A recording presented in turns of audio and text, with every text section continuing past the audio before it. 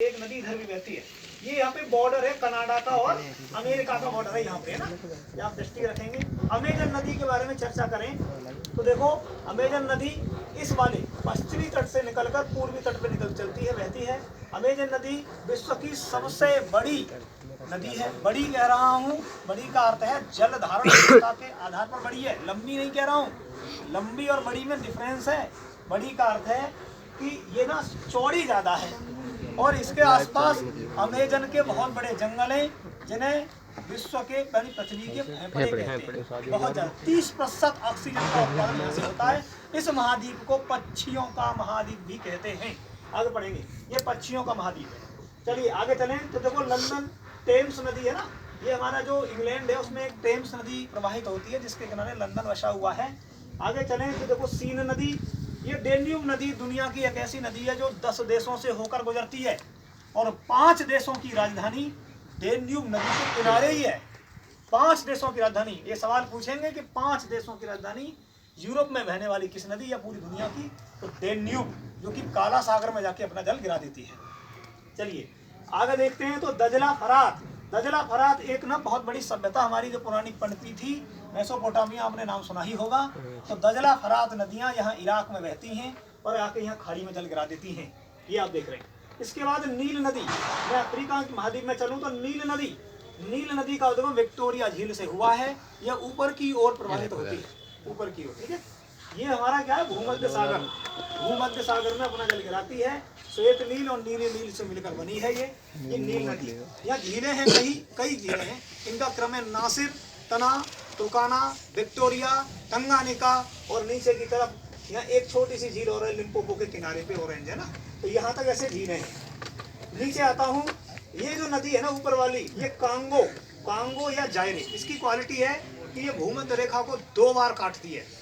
दोबारा सुन लीजिए, सवाल पूछेंगे आपसे कि भूमध्य रेखा को 2 बार काटने वाली नदी बताओ, तो आप बता देंगे कांगो।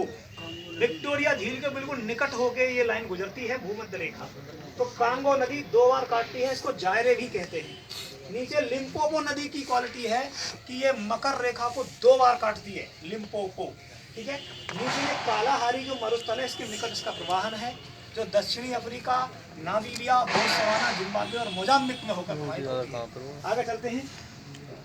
बोल्गा नदी यहाँ यूरोप में से निकलकर यहाँ कैस्पियन सागर में अपना जल गिराती है। कैस्पियन सागर में जल गिराने वाली 2 महत्वपूर्ण नदियों के नाम हैं यूराल और बोल्गा नदी। यह कैस्पियन सागर है, दुनिया का सबसे बड़ा खारे पानी का सागर, यानी झील। आगे यहाँ पे छोटा सागर है अरल सागर। तो अरल सागर में इधर से बहने वाली 2 नदियां हैं, आमू दरिया, सिर दरिया। ये इधर से छोटे दरिया हैं जो कि अरल सागर में जल गिराते हैं। अरल सागर दुनिया का ऐसा सागर है, यानी ऐसा झील है जो 50 साल में 90% घट गया है, छोटा हो रहा है बार बार। चलिए, तो ये आमू दरिया, सिर दरिया। इसके नीचे आता हूँ, यहाँ भारत की दृष्टि है। भारत की दृष्टि छोड़िए, पहले आमूर नदी और यहाँ यांगसी नदी। यांगसी एशिया की सबसे लंबी नदी है। यांगसी है ना, आपसे पूछेंगे यांगसी क्या है, तो यांगसी करके उल्लेखित होता है, चीन में रहती है, इधर जाके जल गिराएगी। इधर एशिया के जो दक्षिण पूर्व एशिया जो हमारा है, यहाँ मेकांग नदी बहुत इंपॉर्टेंट है। मेकांग नदी, ठीक है, यहाँ प्रवाहित होती है मेकांग नदी। अब ऑस्ट्रेलिया में देख लें तो मर्रे और डार्लिंग नदी ग्रेट डिवाइडिंग रेंज में प्रवाहित होती हैं, यही सबसे ज्यादा बेसिन भी है इसका। भारत में देखा जाए तो देखो, भारत में उद्गम स्थल भी नहीं है इन 2-3 नदियों का, जो कि पूछा गया कई बार, जैसे कि सतलज नदी, ब्रह्मपुत्र नदी और सिंधु नदी, इनका भारत में उद्गम ही नहीं है। और ना मुहाना भारत में है इनका मुहाना भारत में भी नहीं है, उद्गम भी भारत में नहीं है, ध्यान रखना है। ये सवाल पूछेंगे, निम्न में से कौन सी नदी ऐसी है जो भारत में निकलती नहीं है और न भारत में खत्म होती है और भारत में बहती है, ऐसा करके पूछेंगे तो वो ब्रह्मपुत्र होती है। ब्रह्मपुत्र और ये सतलज और सिंधु तीनों एक ही झील के चारों तरफ से निकली हैं, जैसे कंकाल झील भी कहते हैं, मानसरोवर झील, इसके कई नाम दिए गए, पढ़ लीजिएगा। तो सिंधु नदी यहाँ से प्रभावित होकर ऊपर हमारा जो सिंध का क्षेत्र अर्थात जम्मू कश्मीर में प्रभावित होती हुई घाटी में रहती हुई और यहाँ पाकिस्तान में कराची पोर्ट जो हमारा इनका है, इसके निकट जाके गिरती है। अगर ब्रह्मपुत्र को देखें तो ब्रह्मपुत्र ऐसे बहती हुई तिब्बत में, चीन में बहती हुई और यहाँ से सीधा अरुणाचल में प्रवेश करेगी और अरुणाचल में नाम पूछा जाएगा कहाँ से करती है, तो दिवांग देहांग के बीच में से प्रवेश करती हुई जैसे ही असम में आएगी, इसका नाम हो जाएगा ब्रह्मपुत्र। असम में आके होता है इसका नाम सादिया से धोरी तक, सादिया से धुबरी तक। ये हमारा भारत का दूसरा सबसे बड़ा नेशनल वाटर मार्ग भी है। पहला वाटर मार्ग कहाँ पे है? इलाहाबाद से हल्दिया, याद रखिएगा, NW national waterway number 1 Allahabad से हल्दिया, और दूसरा सादिया से धुबरी। तो दूसरा इसमें बना हुआ है। ये असम में इतनी चौड़ी हो जाती है कि इसमें बीच में डेल्टा बनता है, बीच में द्वीप, नदी द्वीप बनता है। उस नदी द्वीप का दुनिया का सबसे बड़ा नदी द्वीप है, उसका नाम है माजुली। उसमें छोटा नदी द्वीप भी बनता है, उसका नाम है उमानंद। ठीक है, अब इसके बाद ये आगे जैसे ही बांग्लादेश में प्रवेश करेगी, इसका नाम बदलकर हो जाएगा, जो मैं कह रहा हूँ, ब्रह्मपुत्र का। तो ब्रह्मपुत्र का नाम क्या हो जाएगा? जमुना। ठीक इसी प्रकार गंगा का भी नाम जैसे ही ब्रह्मपुत्र में हम कि बांग्लादेश में, इसका नाम पद्मा हो जाएगा। फिर ये दोनों आगे मिलकर एक मेघना से मिलती हैं, और मेघना नाम के कारण इसका नाम मेघना हो जाता है।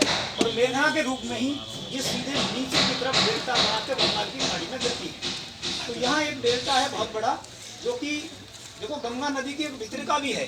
गंगा नदी की एक वितरिका है, इसका नाम है हुगली। यहाँ पे जो कि हमारा जो कलकत्ता है ना, इसके निकट, कलकत्ता जो हावड़ा है ना, वो हुगली के किनारे बसा हुआ है, और वो गंगा नदी का ही पानी नीचे की तरफ को आता है फरक्का से। तो इसके कारण ही यहाँ इसको कहते हैं, इसको भी गंगा ही कहते हैं एक तरह से। तो ये वाला जो इलाका है ना, पूरा एक डेल्टा बनाता है, सुंदरबन का डेल्टा। ठीक है, याद रखिएगा, सुंदरबन का डेल्टा बनेगा। अब ये बंगाल की खाड़ी है और ये अरब सागर है। आपसे पूछेंगे कौन सी नदी कहाँ गिराती है, तो गंगा, ब्रह्मपुत्र, ये सब सारी की सारी गंगा की खाड़ी में गिराती है।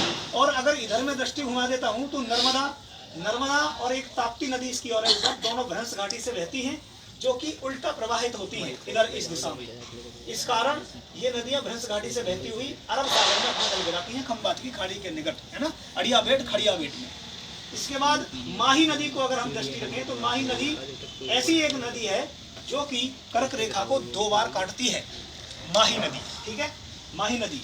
इस प्रकार भारत में कई नदियां छोटी छोटी, जैसे कि मैं यहाँ बना रहा हूँ, कृष्णा नदी और कावेरी नदी, है ना, ताम्रकर्णी नदी, इधर पेन्नार नदी, ढेर सारी भारत की नदियां, उन्हें बाद में पढ़ लेंगे। एक बार सारी नदियां बड़ी बड़ी क्रम में देख ली हैं आपने, कोई ऐसी नदी नहीं बची है जो महत्वपूर्ण नहीं है। अभी सभी के बारे में बताया है, सभी तो नहीं बता सकता, लेकिन इम्पोर्टेंट बहुत सारी है सारी। आप पढ़िएगा एक बार। बहुत बहुत धन्यवाद।